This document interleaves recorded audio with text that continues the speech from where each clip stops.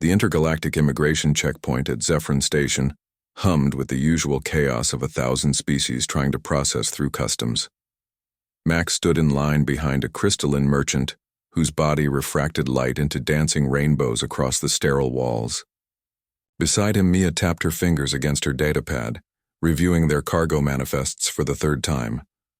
"I swear," Max muttered, stretching his arms above his head. "If this line moves any slower, we'll qualify for permanent residency just from waiting." Mia smirked without looking up. "Patience isn't exactly your strongest virtue, is it? Patience is for people who aren't hauling perishable Terran coffee to buyers who'll dock our pay for every hour we're late." Max glanced at the checkpoint. Ahead, where a Varelian customs officer, all 6 arms and bureaucratic efficiency, was methodically scanning a nervous-looking trader. "Besides, I've got a good feeling about this run. Something tells me we're about to hit it big. Your good feelings are what got us impounded on Kepler 442b last month. That was a cultural misunderstanding about the hat. You wore a ceremonial death crown to a birthday party, Max." Before he could defend himself, they reached the checkpoint. The Varelian officer's compound eyes swiveled to assess them, mandibles clicking in what might have been the alien equivalent of a sigh. "Species and homeworld," the officer droned. "Human Terra," they answered in unison. "Purpose of visit to the Zephyron sector?" "Trade," Mia said crisply. "We're independent cargo haulers. All documentation is current." The Varelian gestured them forward toward the biometric scanner, a towering cylinder of shifting light and exotic technology that made even the most law-abiding travelers nervous. Max had been through dozens of these across the galaxy, but there was something different about this one. Ornate symbols he didn't recognize spiraled along its base. "Interesting design," Max commented, nodding toward the markings. "New model?" "Standard Zephyron bioscanner," the officer replied without interest. "Integrated with the Royal Archive system. Step inside, please." Max exchanged a glance with Mia before entering the scanner.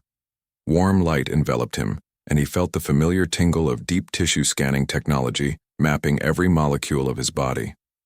He'd learned to ignore the unsettling sensation of having his DNA read like a book. "You know," he called out to Mia with a grin, "maybe this thing will finally confirm what I've always suspected, that I'm actually royalty in disguise. Some lost prince separated from his throne by cruel fate and—" The scanner erupted in a cascade of golden light. Alarms didn't sound. Instead, something far more dramatic occurred. Every screen in the checkpoint blazed with the same symbol, an intricate crest featuring a double helix wrapped around a stylized planetary system. The symbol pulsed in time with Max's heartbeat. The Varelian officer's mandibles froze mid-click. "What's happening?" Mia demanded, pushing forward. "Max, get out of there." But Max couldn't move. The scanner's light had intensified, forming delicate threads that connected to a birthmark on his left shoulder blade, a mark he'd had since birth, vaguely star-shaped, that he'd never given much thought to beyond annoyance during beach season. "This is impossible," the Varelian whispered, all 6 arms trembling. The officer's translator crackled with emotion it usually filtered out. "The biomarker, the genetic signature, it matches." "Matches what?" Max managed to ask, though his mouth felt dry. The checkpoint had gone silent. Every being present, traders, officers, travelers from 100 worlds, stared at the human trapped in golden light. A new figure emerged from a doorway Max hadn't noticed before. This alien was tall and elegant, with iridescent skin that shifted through shades of deep purple and blue. Robes of impossible complexity flowed around a body that seemed to exist in more dimensions than Max's brain could comfortably process. When the being spoke, its voice resonated with authority that made even the air feel heavier. "The scanner does not lie," the newcomer said, each word measured and heavy with significance. "The Royal Archive has been searching for 300 years across 10,000 worlds. The bloodline of Zephyros, lost during the Great Scattering, presumed extinct." Mia grabbed Max's arm as he stumbled out of the scanner, her eyes wide. "Max, what did you do?" "I didn't do anything, I just made a joke." He turned to the elegant alien, hands raised. "Look, there's obviously been a mistake. I'm from Cincinnati. My dad was an accountant. My mom taught high school biology. There's no royalty in my family tree, unless you count my great-uncle who won a regional bowling championship. The alien moved closer, and Max could see what might have been tears, or their equivalent, forming in eyes that held the weight of centuries. The Zephyron Empire once spanned galaxies. Our people possessed the ability to seed life, to guide evolution, to uplift species across the cosmos. 300 years ago, our crown prince vanished during a diplomatic mission to a small blue world in the Sol system. Max's blood ran cold. Terra. Indeed. The prince carried with him the genetic legacy of our people, a bloodline unique in all the universe. He was tasked with studying humanity, a species we believed showed extraordinary potential. The alien's expression shifted to something that might have been sorrow. He never returned. The ship was found empty, drifting near your moon. We assumed death. We mourned. The Empire fractured without an heir. Mia's grip tightened on Max's arm. You're saying Max is descended from an alien prince? Not just any prince. The Crown Prince of Zephyros. The birthmark your companion bears is not random. It is a genetic signature encoded into every cell, passed down through generations. It cannot be faked, cannot be replicated. The alien bowed deeply, a gesture of profound respect. Your ancestor took human form to walk among your kind. Clearly, he chose to stay, to build a life, to have children. Max felt his knees wobble. Memories cascaded through his mind. Childhood stories his grandmother told about their family being different, his unusual resistance to diseases that hospitalized others, the way he'd always healed faster than normal, his strange intuition about alien cultures he'd never studied.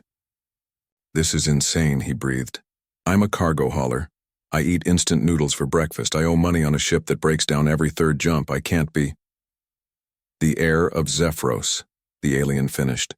Whether you accept it or not, the archive has confirmed your identity. News of this discovery will spread across every civilized world within hours.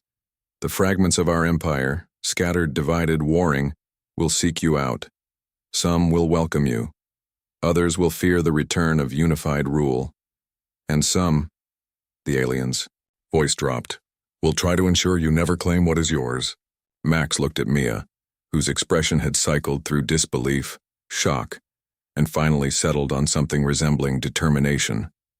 She'd been his co-pilot, his partner, his best friend for 5 years of hauling cargo across the stars. If anyone could help him navigate this cosmic absurdity, it was her. Okay, Max said slowly, his mind racing through implications.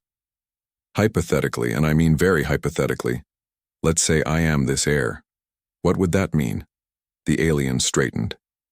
It means, Prince Maximilian of Zephyros, that you hold the power to reunite an empire, to bring peace to sectors that have known only war since the scattering, the genetic authority to command our ancient technologies, the right to claim worlds. A pause, heavy with meaning. And the responsibility to prove that humanity, the species your ancestor chose above his own throne, deserves its place among the stars. The checkpoint remained frozen in that moment of revelation. Max could feel hundreds of eyes upon him, human and otherwise, waiting to see what the lost prince would do. Mia squeezed his shoulder. Remember when you said you had a good feeling about this run? Despite everything, the impossibility, the terror, the weight of destiny pressing down on him, Max laughed. It was a very human sound in that alien place, full of defiance and wonder and the stubborn refusal to be crushed by circumstances beyond control. Yeah, he said, meeting the alien dignitary's gaze with the same irreverent grin he'd worn when joking about royalty just minutes before. I really need to stop trusting my instincts. But even as he said it, Max felt something awakening inside him, something ancient and powerful, woven into his DNA by a prince who'd fallen in love with a small blue world and its impossible, beautiful, infuriating inhabitants. The human stood a little straighter, and in that moment the lost prince began to emerge. The galaxy, Max realized, was about to get very interesting. And somewhere in the cosmic distance, Across the vast network of Zephyron outposts and stations, alarms finally began to sound, not in warning but in celebration. The heir had returned,